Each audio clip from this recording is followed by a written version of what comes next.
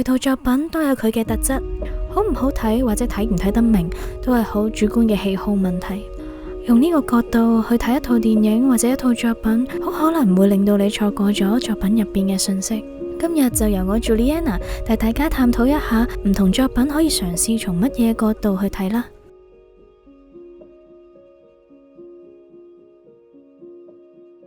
大家好啊，歡迎大家返到嚟 Moving Island。相隔咗2-3個月之後，終於有片可以更新啦。今次我決定寫呢個系列，花咗我3個月嘅時間去整合。而要讀懂呢套作品，其實所涉及嘅面向係非常之廣泛嘅，因為佢所觸碰到嘅係觀眾嘅文化背景、知識層面同埋思想涵養等等嘅問題。觀眾嘅評價亦都會因此同拍攝者理想嘅效果有明顯嘅落差。而呢套作品正正就係存在於呢個問題。而近年嚟，泰國亦都陸續製作咗唔少值得討論而且帶有意識形態啟蒙嘅劇集。今日我就想同大家分享一套以校園政治展示社會議題，有別於一般 BL 劇集嘅 The Eclipse 破咒之日，以下我亦都會稱之為日食。而接住落嚟，我亦都會分為3集，分別從作品當中嘅哲學探討同社會議題、角色嘅信仰同心理健康狀況，以及劇集嘅敘事內容同埋影像語言呢3個部分去分析呢套劇集。作為導讀同引子，希望可以俾大家更加了解呢一套作品想帶出嚟嘅信息，亦都希望大家可以耐心聆聽以下我講嘅內容。Superlaw 學校係國家領先嘅男子高中學校，佢紀律嚴明，有傳言話違反咗校規嘅學生會受到詛咒，而隨住日食出現嘅日子臨近，詛咒會越嚟越嚴重。ที่มีชื่อเสียงมาอย่างยาวนานเพราะพวกเราเชื่อว่าเมื่อโรงเรียนมีกฎพวกเราจึงมีเกียรติโรงเรียนไม่มีสิทธิ์มาลดทอนความเป็นมนุษย์พวกเรามีสิทธิ์ในร่างกายของเราเองไม่เอาเครื่องแบบนักเรียนไม่เอาเครื่องแบบนักเรียนIron 一開始為咗調查舅父 Dika 自殺嘅真相，而轉校到佢曾經任教嘅 Superlaw 男子高中學校。佢喺返學嘅第一日就遇上咗領袖生長 Ark， 並同佢發生咗衝突。Iron 發現 Ark 經常注視自己，因此佢成日特登去激嬲 Ark。兩個意識形態唔同嘅人相知相識，互相學習。Ark 亦都逐漸意識到人權同埋性向嘅問題。佢哋亦都喺意識形態產生衝突過後，漸漸了解對方。佢哋互相吸引，互相救贖，最終一同推翻學校嘅舊有制度。故事開始於Iron作為高中3年級嘅轉校生，初次嚟到 Superlaw 學校嘅時候，佢遇上咗由世界記憶學生組織所發起嘅校園抗爭事件。當中作為管理學生嘅領袖生長 Ark， 佢注意到呢個行為古怪嘅轉校生，而Ark開始對Iron窮追不捨，認為佢同抗爭者合謀挑戰 Superlaw 學校嘅規範。而Ark為首，卡隆同Watt為副手所領導嘅領袖生隊伍，一次又一次咁為學校管理秩序，制止校內示威。而另一邊廂喺 Superlaw 學校流傳嘅詛咒漸漸現形。原來一開始嘅詛咒係領袖生長Ark為咗嚇退抗爭者嘅手段，後嚟俾Iron發現咗之後及時制止。呢一系列嘅詛咒原來係訓導主任Chatok老師喺學生時期成立領袖生隊後流傳落嚟嘅做法。而示威者受到詛咒係Ark受制於Chatok訓導主任嘅壓力之下所作出嘅行動。Iron希望Ark向其他人剖白真相，但學校卻向Ark再度施壓，要求佢履行職責。而Iron逐步讓Ark了解抗爭背後嘅原因，同時令Ark慢慢接納自己作為同性戀者嘅身份。喺另一邊廂，Tua作為班長，同Kalon、Watt、Ark 同埋Iron係同班嘅。原本佢對學校嘅處理手法其實已經感到不滿嘅啦。所以其後 Tua 發現Iron隱瞞Ark嘅罪行之後，佢為咗將真相公諸於世，去揾出幕後指使嘅人，佢重現詛咒，製造混亂，去設法讓所有嘅真相曝光。頒獎典禮之後，抗爭者再次進行示威抗議，Tua 亦都趁機揭露Ark嘅所作所為，並將矛頭指向Chatok主任身上。而Ark嘅壓力終於爆發出嚟，佢自責咁將所有罪名歸咎於自己身上。而當矛頭指向Ark嘅時候，Watt為咗減低影響，佢以拍微電影競逐大學之名蒙混過關。眾人決裂之後，佢再次進行討論，並一同向Chatok主任尋求答案。Iron一度認為Chatok主任係令舅父自殺嘅迫害者，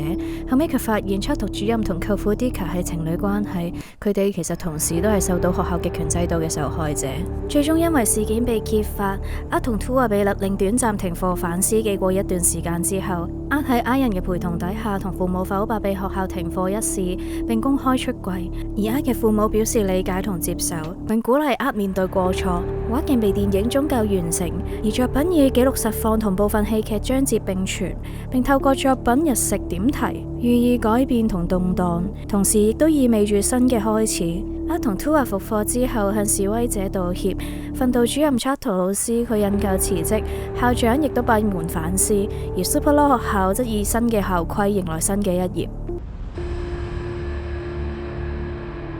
關於日食嘅故事走向，究竟點解佢會以日食呢個字去命名呢？日食呢個現象係指地球上觀察到太陽被月亮完全或者部分遮蓋嘅現象，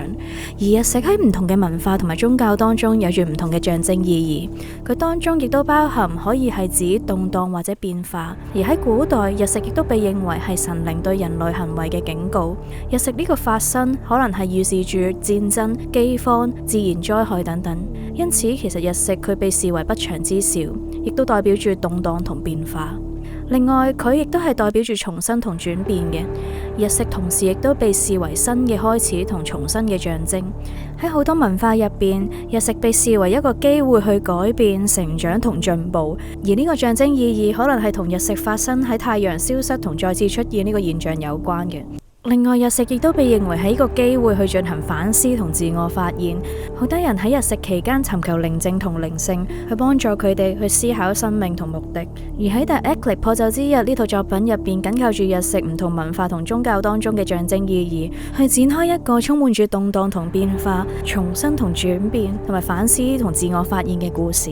接住落嚟將會講述第一章關於日食嘅故事立意同世界觀結構。咖啡課，ยินดีต้อนรับค่ะ。日食呢套作品入邊，從意義上佢係偏向於 LGBTQ 類型同埋人民社會政治題材嘅戲劇。故事主要以校園生活為基礎，提出對極權政治嘅拷問，以各種嘅哲學論述提出對信仰嘅疑問同反駁，藉住對信仰崩塌嘅過程中，道出其心理健康問題同行為嘅體現，並從學生嘅身份去了解性取向同身份認同為基調，去探討性取向嘅啟蒙、思索同埋自我接納嘅過程。故事並非以一般主流 BL 劇集嘅步調，佢整體嘅劇情節奏比較慢，佢更多部分係注重人物嘅感情描述，包括人物嘅心理變化同埋人與人之間嘅關係拉鋸，去形成整部作品嘅壓抑氛圍。當中有好多學生為校規抗議嘅情節，重現咗現時喺泰國社會喺極權底下嘅詭異氛圍。學校對規則嘅盲目跟從，對意見人士嘅自我審查同各種打壓，表露出現時社會體制嘅壓抑狀態，正正同思想逐漸進步嘅新時代產生衝突。呢種氛圍底下，導致唔同抗議活動出現，以及破舊立新嘅思想衝擊，同時亦能體現出大眾對唔同性取向嘅人喺意識形態上嘅奇異實況，以及性向嘅意識覺醒。日食嘅故事走向同近年另一套探討社會議題嘅 BL 泰劇 Not Me， 他不是我有啲類近，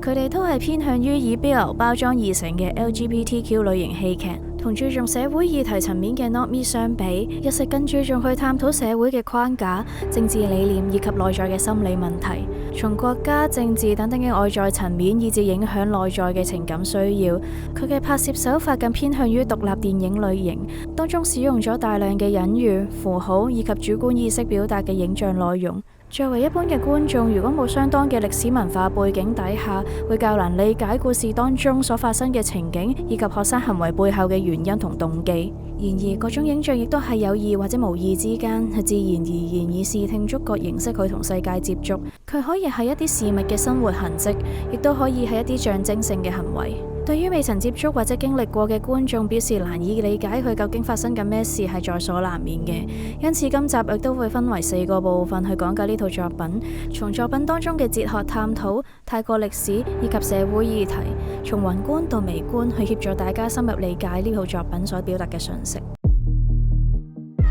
對於作品嘅拍攝風格，我哋不得不提及嘅就係導演 Golf Tamarin Sukhabisi 嘅背景。出身於1973年嘅導演 Golf 喺2007年放棄咗擔任英文老師一職，而轉向導演同編劇嘅工作。佢嘅作品風格大膽前衛，佢主要都係關注性別同人權嘅議題。Golf 除咗係一位泰國嘅導演、編劇、演員之外，更加係跨性別權利嘅政治家。佢以大膽嘅影像風格，對於性別同人權議題嘅關注而聞名嘅。佢嘅代表作品包括電影《Incest in the Backyard》同埋短片《Nepal》等等。呢啲作品反映咗泰國社會嘅問題同挑戰，並且探討咗人性同社會價值觀。其中電影《Incest in the Backyard》講述咗一個家庭中嘅爭吵同唔和諧嘅問題，佢通過咗松子嘅比喻去展現咗人性嘅黑暗面同埋社會嘅矛盾。而短片《Net Part》則講述咗 LGBTQ 譜系中嘅人仍然受到基於性別嘅歧視，無論係教育、日常生活，甚至係醫療機構嘅性別劃分。佢透過短片呼籲社會尊重同包容性別多樣性。呢啲作品唔單止喺泰國受到廣泛嘅關注同讚譽，亦都喺國際上獲得咗好多獎項同認可，包括獲得咗由泰國性別平權組織 Rainbow Sky Association of Thailand 頒發首屆嘅特別驕傲獎，以表揚佢俾公眾認識到性別認同表達嘅重要性，並選擇挺身而出去保護自己同他人嘅權利，推動 LGBTQ 群體嘅平權同法律保護。佢通過作品關注性別同性取向嘅議題，探討 LGBTQ 群體所面臨嘅挑戰同困境，以及改變社會對 LGBTQ 群體嘅睇法。除咗影像作品之外，佢仲係泰國首位公開以跨性別身份參政嘅議員。佢通過政治參與，積極倡導 LGBTQ 群體嘅權益同性別平等嘅議題。喺泰國嘅政治同社會環境當中，咁樣嘅身份同聲音具有相當嘅重要性同挑戰性。佢嘅參與同發聲，為泰國嘅性別平等同人權事業做出咗好重要嘅貢獻同影響。佢喺過去幾十年當中一直致力於推動 LGBTQ 群體嘅平權運動。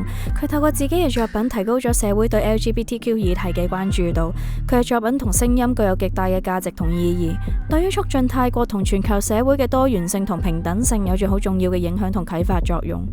佢嘅政治生涯並非一帆風順嘅。Golf 喺2020年10月嘅時候，泰國憲法法院解除咗 Golf 嘅權力，佢哋裁定咗 Golf 嘅團體違反咗禁止立法者持有媒體公司股份嘅規定，而 Golf 被罷免其實係同泰國民主運動被鎮壓有關嘅。曼谷郵報一位評論員寫到話 ，Golf 佢哋被不公正咁罷免，係對泰國 LGBTQ 群體嘅重大打擊。佢係被國會以唔公平嘅理由罷免議員身份嘅。從導演 Golf 嘅背景可以了解到佢嘅拍攝風格提及到好多對性別同人權議題嘅描述。比起一般 BL 劇集，佢嘅經歷令佢更注重於描寫人權同 LGBTQ 群體嘅身份認同問題，因此佢嘅作品當中會睇得到佢着墨於描寫大量社會同人權問題對角色嘅影響，以及對性取向嘅意識覺醒並感到疑惑，從拒絕到接受嘅過程。所描述嘅年齡層亦不論係青少年抑或中年，佢都會提及到佢哋所遇到嘅情況同困境。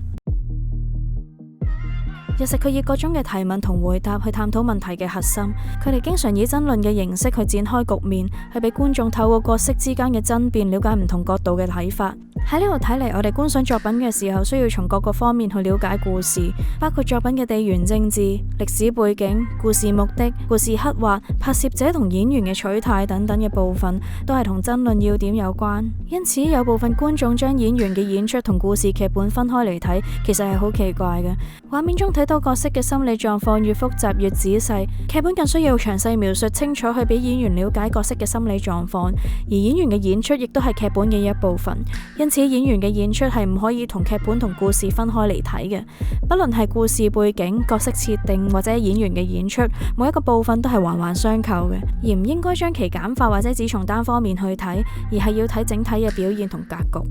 第一集第一節就嚟到呢度啦，下一節將會深入探討日食呢套劇集對於極權政治嘅哲學反思。มึงว่าพวกเราต้องอยู่ในเงามืดพวกนี้ไปอีกนานแค่ไหนวะ